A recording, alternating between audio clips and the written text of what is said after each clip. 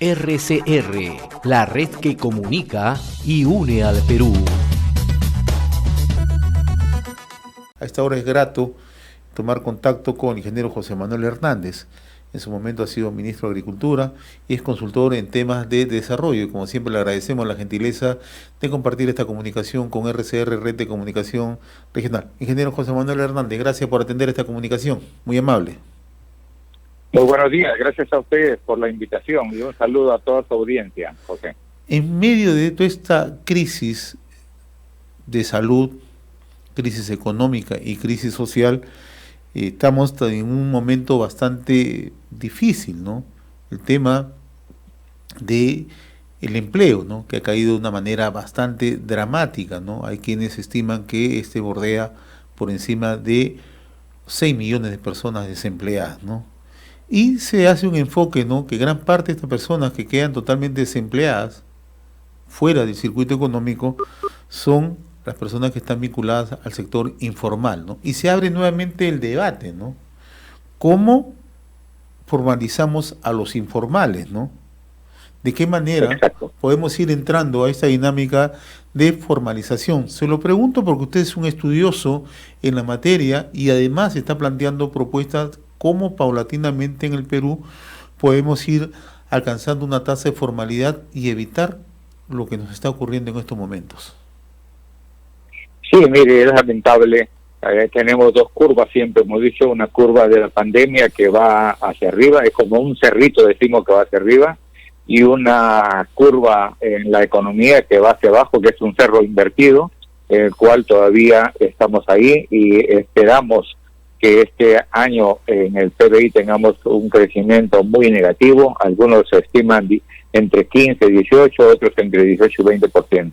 Lo cierto es que ya el Banco Mundial hace un par de meses señalaba que estaremos por alrededor del 12% de caída en el PBI. Esto impacta de todas maneras en el bolsillo de las familias peruanas. Y un primer impacto justamente es dejar de trabajar. Entonces, según las estadísticas que ha publicado el INEI y las estadísticas oficiales, señalan 6.300.000 puestos de trabajo perdidos durante esta pandemia. O sea, en términos criollos y con el respeto a usted y a la teleaudiencia, 6.700.000 de nuestros compatriotas en este momento están pateando latas y tienen que buscársela de una u otra manera para llevar un pan a la casa. Cifras extraoficiales señalan que este año en realidad estaríamos hablando a nivel nacional de 9 millones de desempleados, lo cual sería una catástrofe realmente para el trabajador y sobre todo para las familias más pobres, ¿no? Que son las que sienten con mayor crudeza, con mayor dureza esta pandemia. Ahí es donde hoy debemos de pensar. Siempre se ha dicho ya por muchos años que somos un país con una alta informalidad. Pero esta pandemia nos ha desnudado. Sin embargo, también se le echa la culpa a la informalidad de la gran contaminación. En tanto otros también sostienen que gracias a esta informalidad por lo menos la gente está buscándose de una u otra manera la forma de sobrevivir. Entonces hay que hacer algo ya y es el momento, en vez de estarnos peleando en todos los sectores o entre los distintos niveles de gobierno o entre los distintos poderes del Estado, es momento de hacer una cruzada para ver cómo nosotros logramos salir de esta pandemia, pero a la vez cómo logramos generar trabajo y convertir esos trabajos en trabajos formales, no en trabajo informal. La informalidad no solo no genera ni aporta con impuestos, sino que el trabajador informal es un trabajador muy desprotegido, tiene bajos salarios, no tiene beneficios sociales, y obviamente se refugian muchas veces en sectores que tienen muy poca productividad. Entonces ahí tenemos que trabajar. Yo siempre he hablado, por ejemplo, en el caso del sector agrícola, que necesitamos políticas tributarias realmente promotoras para el desarrollo agrario, porque la modernidad del sector agrario es sinónimo de generar empleos formales y además empleos estables. El agro, como lo hemos dicho ya hace varios tiempo, y usted creo que lo ha repetido varias veces en su medio, el agro genera prácticamente 1 de cada 4 empleos a nivel nacional. Y hoy está soportando y está absorbiendo toda esa mano de obra que ha regresado de las capitales de la costa hacia el interior del país. O sea, ¿quién está absorbiendo en el área rural? Es básicamente el sector agrario. Entonces, estamos hablando ya de 1 a cada 4, de repente estamos en este momento de 1 de cada 3 personas ocupadas que están buscando trabajo en el sector rural. Ahí es donde tenemos que enfrentarnos con políticas, pero políticas que sean realmente políticas de corto plazo, de mediano y largo plazo, ¿no? Muchas veces solo se habla que tenemos que educarnos, pero la educación tenemos que empezarla pues desde los niveles menores, de niveles de la infancia, adolescencia, y eso demora varios años. No quiere decir que se descuide, pues tenemos que hacerlo. Pero hay políticas tributarias, políticas económicas, hay simplificación de trámites que podemos hacer rápidamente, tenemos medidas para el crecimiento formal, por ejemplo, de los jóvenes. Ya salió alguna información que los jóvenes en un gran porcentaje son los más afectados con el desempleo. Realmente en las empresas a quien prefieren sacar más rápidamente hasta los que recién han ingresado. Y esos que han ingresado son los jóvenes. Ahora, ingeniero, un poco para entender la situación que usted nos está explicando con suma claridad, de la población económicamente activa, ¿cuánta es una población que está en la formalidad y cuánto es la que está en la informalidad en estos momentos? Mire, los estudios últimos señalan alrededor del 73%. Sin embargo, informalidad. De informalidad. Sin embargo, un estudio bastante completo, serio, que se publicó en el 2018 por la Cámara de Comercio de Lima, a nivel nacional. Usted sabe que la Cámara de Comercio tiene un instituto. Pero en 2018 claro, hizo un estudio bastante grande en que identificó a casi 10 millones de empresas. Esto para que uno tenga la idea entre trabajo y empresa, ¿no? Casi 10 millones de empresas a nivel nacional, ¿no? Sin embargo, el 75% de esas empresas eran informales. O sea, 7.3 millones de empresas eran informales y solo el 25% era formal. Dentro de los sectores, el sector agropecuario, lamentablemente y de manera muy triste para el que les habla, tiene la mayor participación en la informalidad. Prácticamente, esa informalidad es aportada en el 33% por el sector agropecuario. Lamentablemente, es así, donde hay, usted sabe, casi 2.200.000 productores con un bajo nivel de productividad, ¿no?, respecto a los otros sectores, y donde no hay formalidad en la contratación, ni siquiera para el dueño de la pequeña parcela o de la mediana parcela, ¿no? Entonces, estas cifras realmente son alarmantes. No podemos seguir así. El país no puede seguir así. Si nosotros aspiramos a ser un país desarrollado, a un país moderno, si aspiramos a entrar a la OCDE como era nuestra aspiración, ya Colombia está, nosotros vamos a lograrlo eso pues en varios años si estamos como estamos ahora. Entonces, uno de los datos básicos para entrar a la OCDE no solo es el crecimiento del Producto Bruto Interno, sino el crecimiento del empleo formal. O sea, el gobierno, usted escuchó el gobierno del doctor Kuczynski, propuso en los inicios y está en el plan llegar al 60% de formalidad, a 60%, de pasar de los niveles de trabajo que teníamos ahora.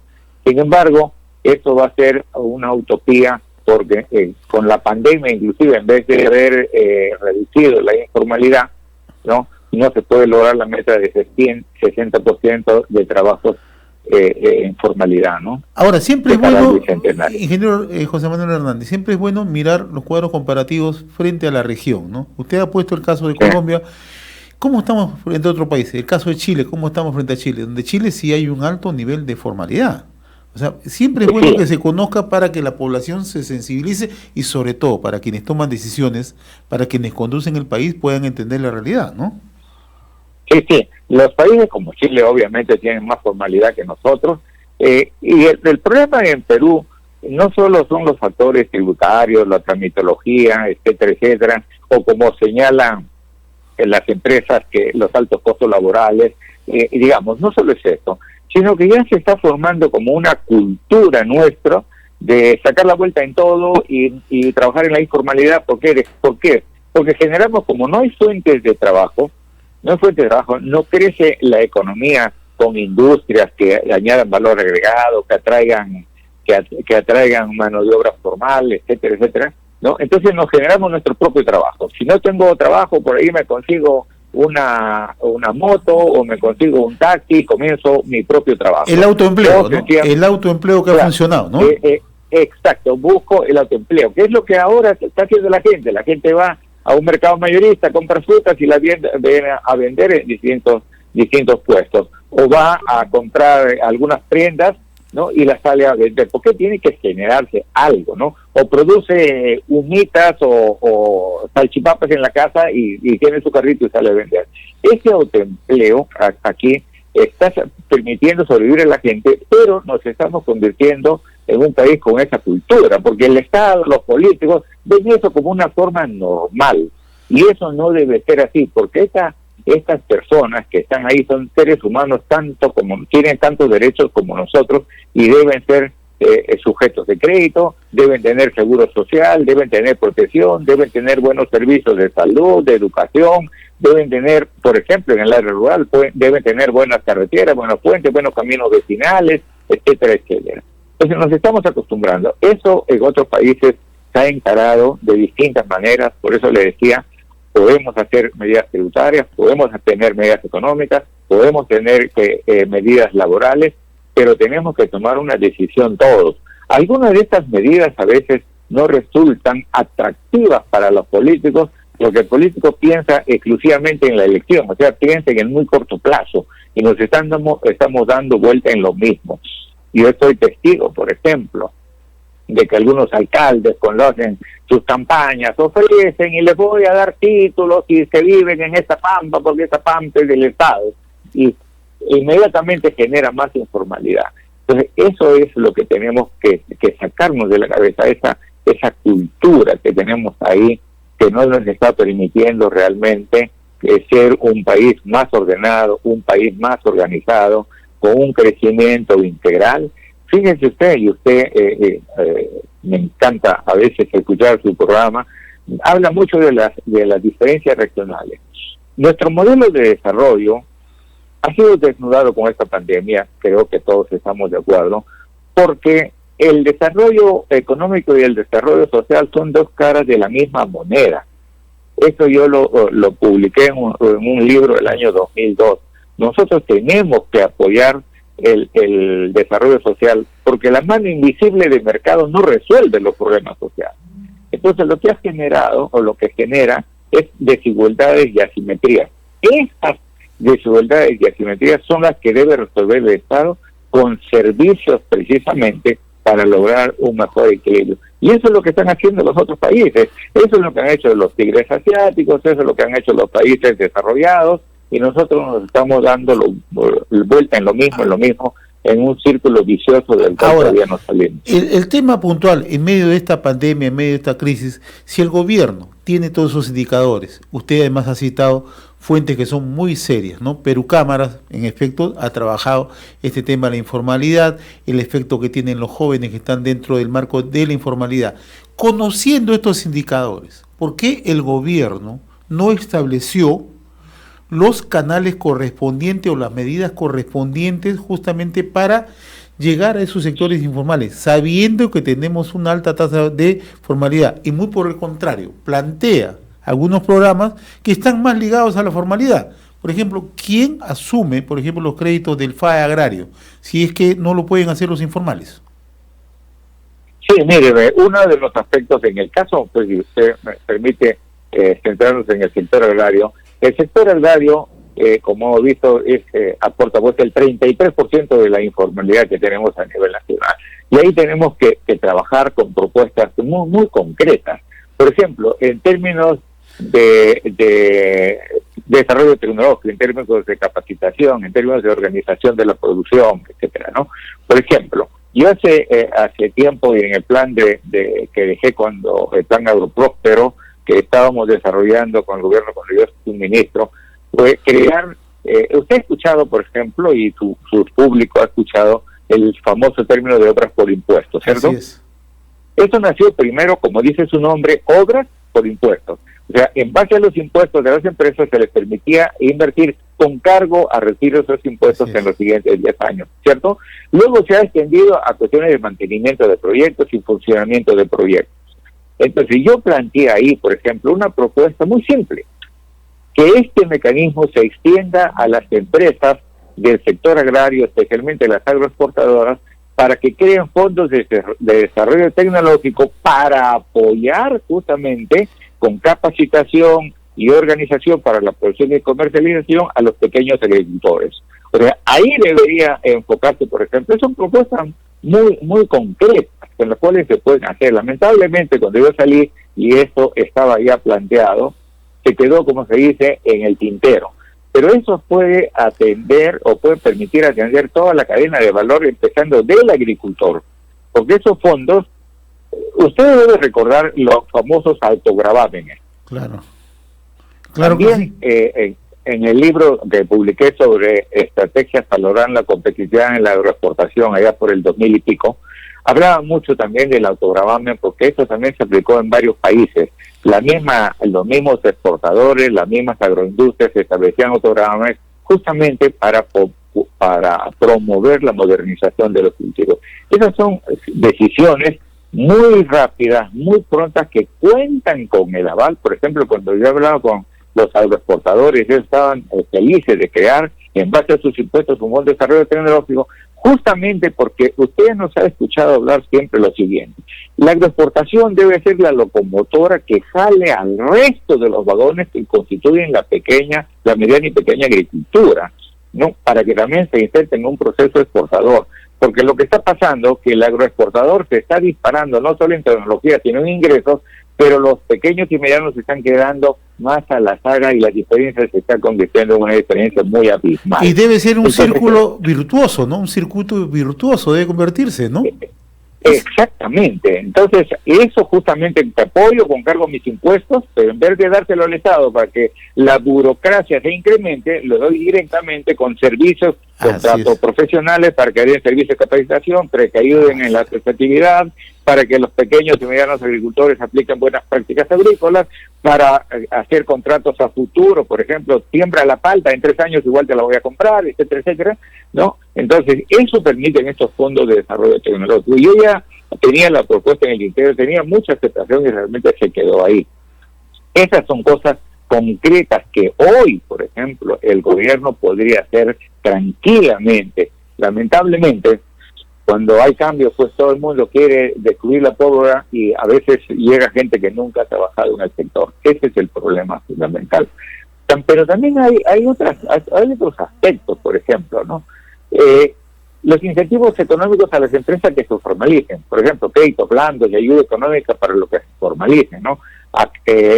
Darle créditos blandos a aquellas empresas que aportan a salud o que están trabajando con su APIL. O sea, cosas que te condicionan. Es como hace algunos años cuando decíamos, no debo dar un bono de 100 soles a los pobres de arriba, sino les condiciono que me presenten la asistencia de sus hijos al colegio, o que los han vacunado, etcétera, etcétera, ¿no?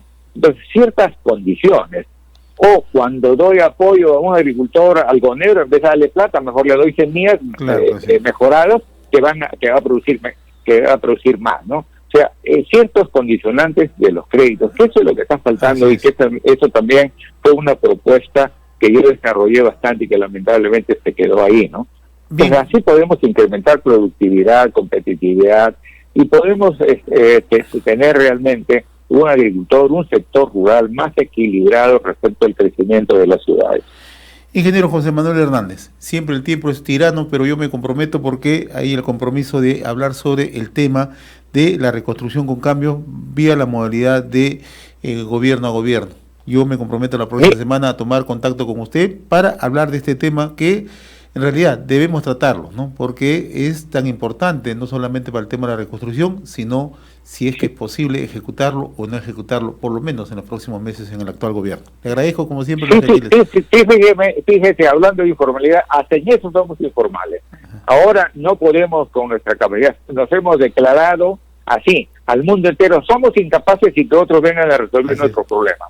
Mire esto realmente, ¿no? Es lamentable. Yo como ingeniero que he trabajado en varios países fuera de Perú, lamento que eso esté ocurriendo, porque nuestra incapacidad en resolver los problemas, nuestra incapacidad en gestionar los proyectos, nuestra incapacidad en cambiar las normas, ¿no?, para las adquisiciones y contrataciones del Estado, nos está llevando a traer gobiernos o empresas extranjeras a que nos ayuden a resolver el problema. Eso yo lo considero lamentable para la ingeniería nacional y para todos aquellos que alguna vez han conducido proyectos.